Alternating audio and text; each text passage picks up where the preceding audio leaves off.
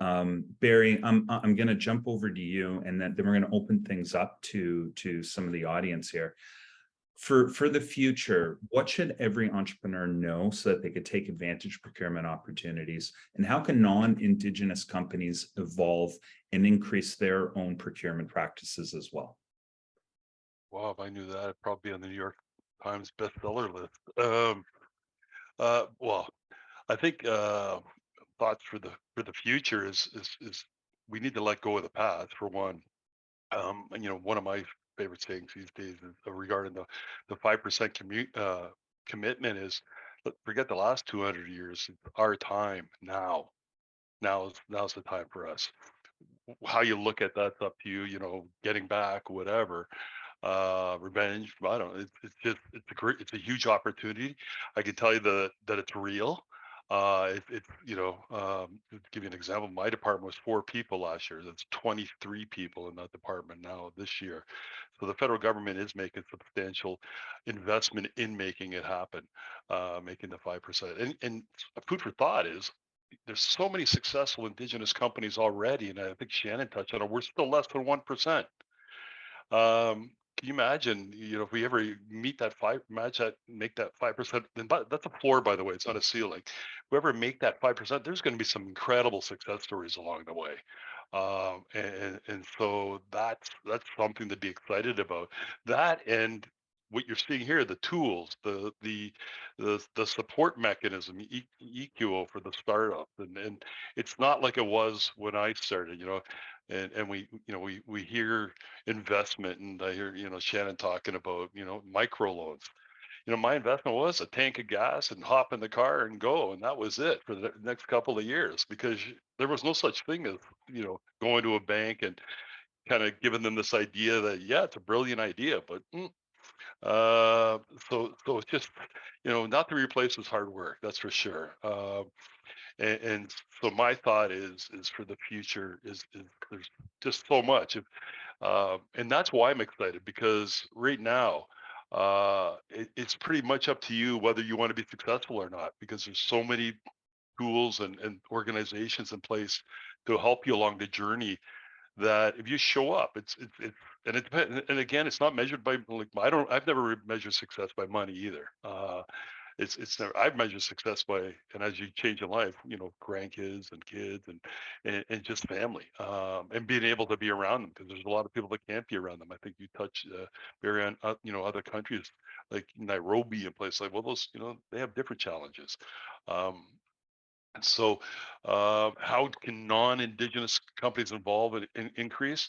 Um, Walk the talk, very simply. I like to, something that anybody watches my LinkedIn, I celebrate those that walk the talk. And unfortunately, I don't get to post enough of them.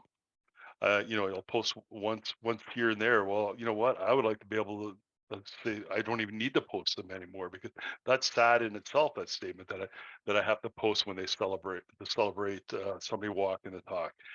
There's so many members of corporate Canada out there that they talk about it. Everybody recognizes it, but that's only, you need to step up and do it. I'd like to see, and I might get myself in trouble here by saying this, but I'd almost like to see a list of those that don't. And I also, back in the early days, I used to call it shaming them into doing the business in some ways.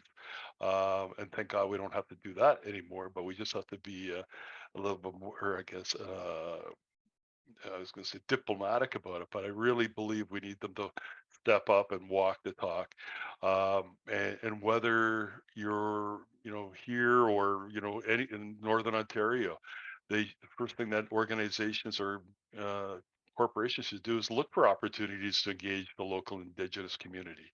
Um, you know, t- one of the great things out of the pandemic that came out of it is distance, working from home, and virtual, working. And I think we should start getting more creative and think outside the box when an organization is looking to engage Indigenous communities. Maybe you don't have to have them in downtown Toronto. Through technology, they could be in Attawapaskat or Moose Cree First Nation, or they need to look at that. And one of the things I still remember from one of my meetings at Junior Chamber of Commerce is, for every dollar that's generated in a community, it spins off $3 more. So this $1 billion opportunity with the federal government, technically, if that all went to a First Nations communities, we'd be generating $3 billion worth of economies in those communities. We wouldn't be sitting and having these conversations if that was the case. You know, the world would be a different place. And I think that's, if you want to be, I used to always tell people that do business with us, if you work with us and, you know, partner with us, you're part of the success that we create behind us. And these Indigenous people that are sitting in front of your corporation or approaching your corporation, they have a story to tell. They have, you know, there's stuff going on behind them. Most people aren't aware of the fact that, I think you touched on the 7 generations. For us, the bottom line doesn't measure our success and failure in terms of revenue. Our success, and I like to think, is based on the next generation, the generation after that. And by the way, Britannians don't have that kind of pressure put upon them that we do. And we're just, it's taught into our culture. It's there every day. And I think corporate Canada wants to do something. They should get involved and support First Nation, Indigenous businesses with that concept. So just be open-minded, and wherever you have an opportunity, one of the things that we look at in the federal government is where and how can we put some sort of Indigenous participation plan. Corporate Canada should be doing the same thing. Yeah. Plain and simple.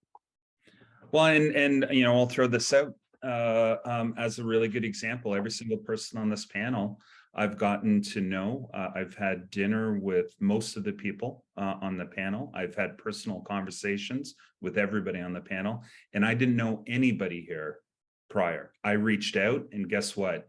Every single one of them gave me time. They gave me their thoughts. They gave me suggestions. They provided guidance. So anybody that's out there, all it takes is reach out on LinkedIn, reach out via an email, go visit a friendship center. Trust me, if you're not doing business or you're not understanding and making colleagues, making friends, that's because you simply haven't reached out. So the starting point is just reach out.